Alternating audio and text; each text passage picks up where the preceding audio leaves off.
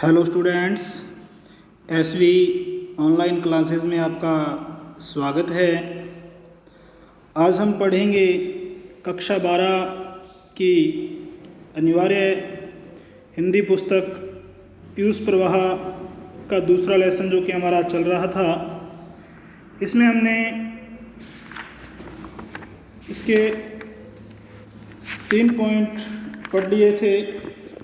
सभ्य पोशाक में, बलवान से भिड़ंत और आत्मिक शिक्षा।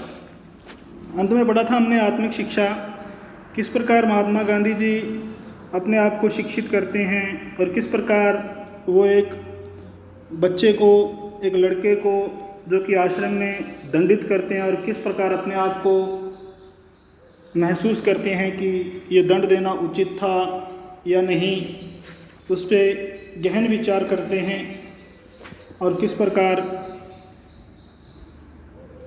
अपने आप को समझाते हैं कि जो दंड नीति है वो कतई सही नहीं है।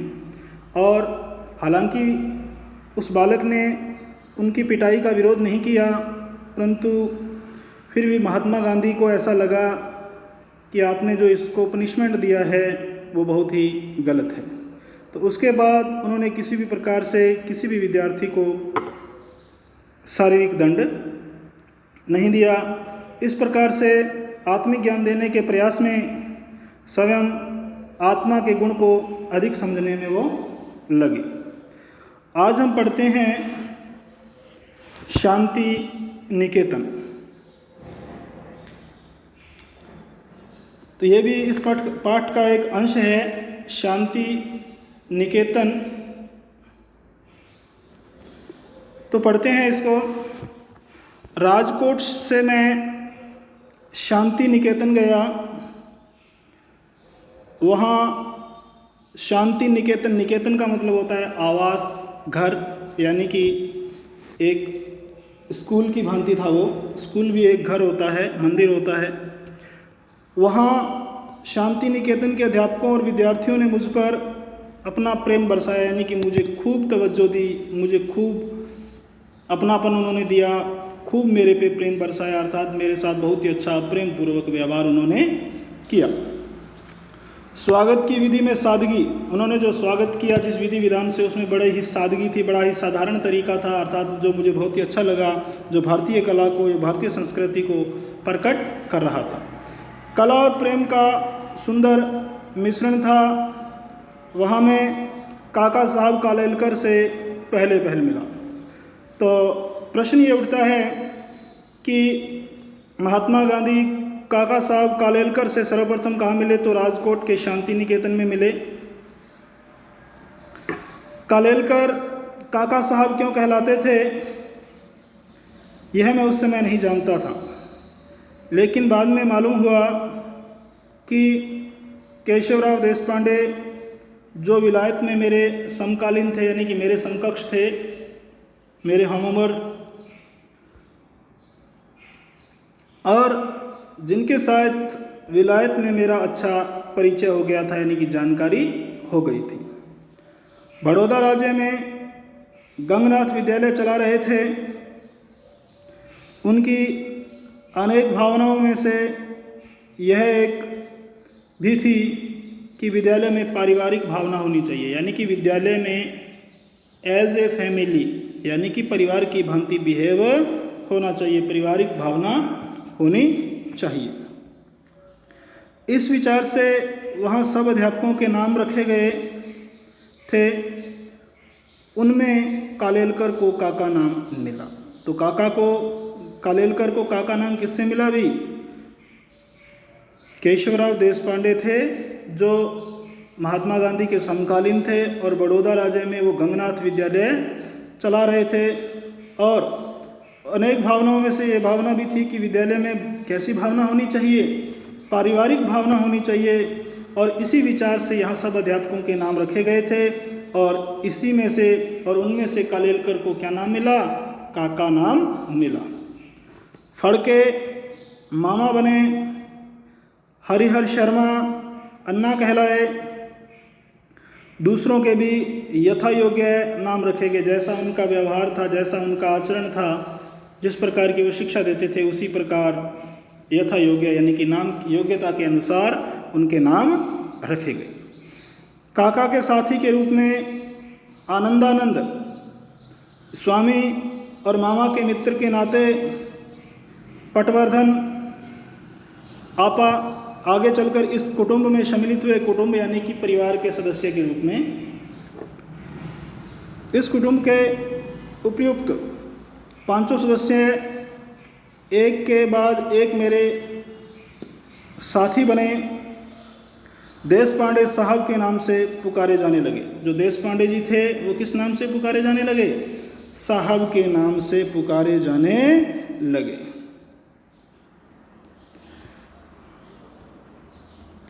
साहब का विद्यालय बंद होने पर वह कुटुंब बिखर गया था, यानी कि वह परिवार बिखर गया।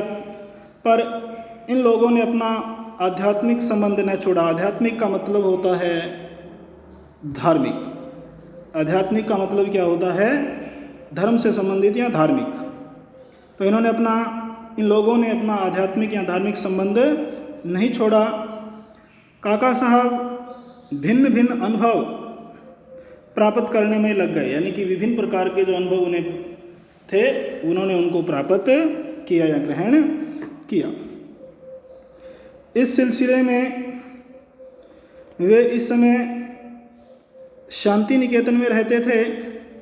इसी मंडल के एक और सदस्य चिंतामणि शास्त्री भी वहाँ रहते थे। एक और अन्य सदस्य कौन सा है? चिंतामणि शास्त्री भी वहीं रहते थे। ये दोनों संस्कृत सिखाने में हिस्सा लेते थे।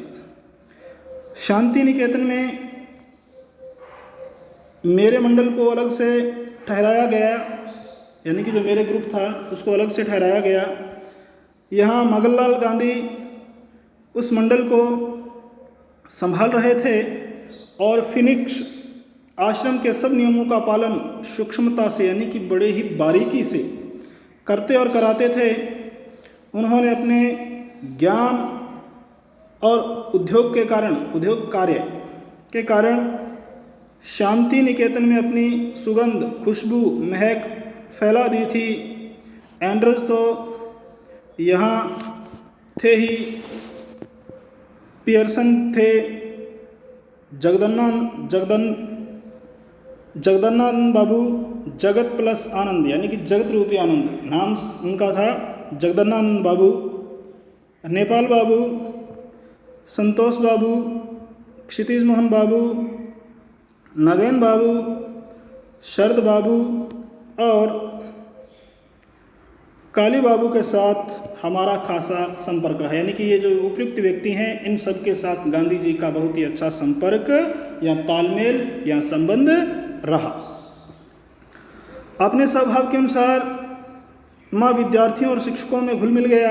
यानी कि जैसा मेरा व्यवहार था उस व्यवहार के कारण, सीधा साधा व्यवहार था मेरा, बड़ा ही सबके साथ पारिवारिक कुटुंब जैसा व्यवहार था। इसी कारण मैं अपने स्वभाव के कारण विद्यार्थियों और शिक्षकों में घुल मिल गया।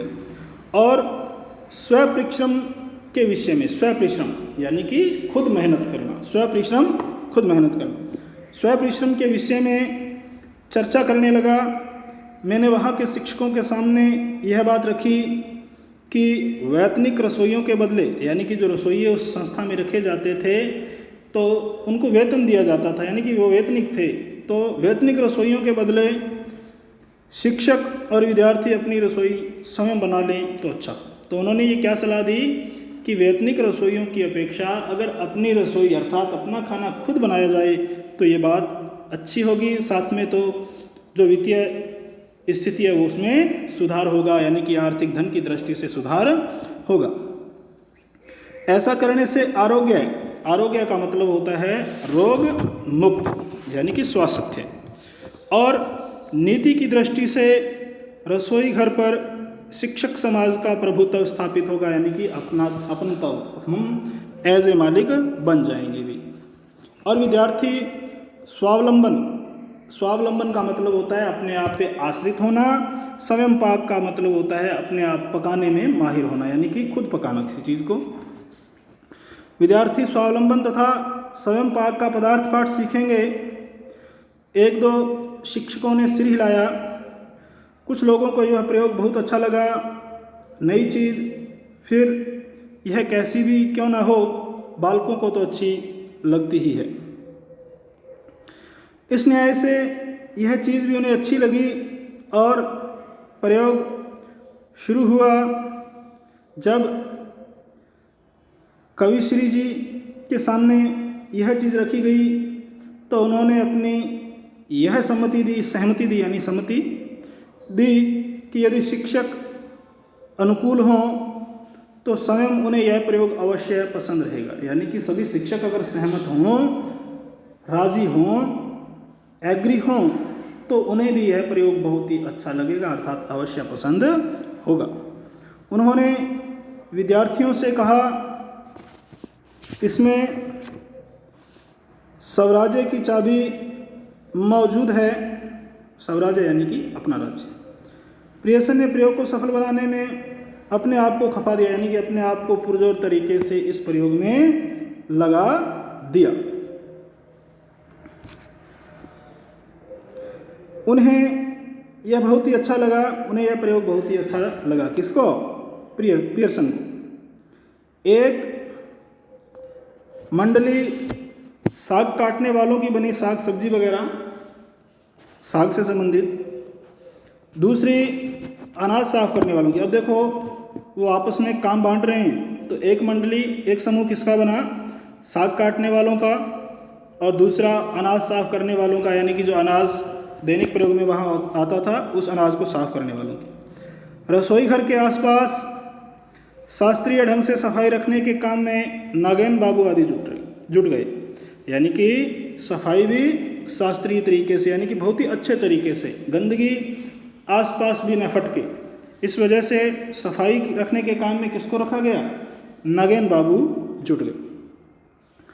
उन लोगों को कुदाली से, जिसको हम फावड़ा वगैरह बोलते हैं, उन लोगों को कुदाली से काम करते देखकर मेरा हृदय नाच उठा, अर्थात मैं बहुत ही ज़्यादा खुश हुआ कि ये बहुत ही अच्छा काम कर रहे हैं।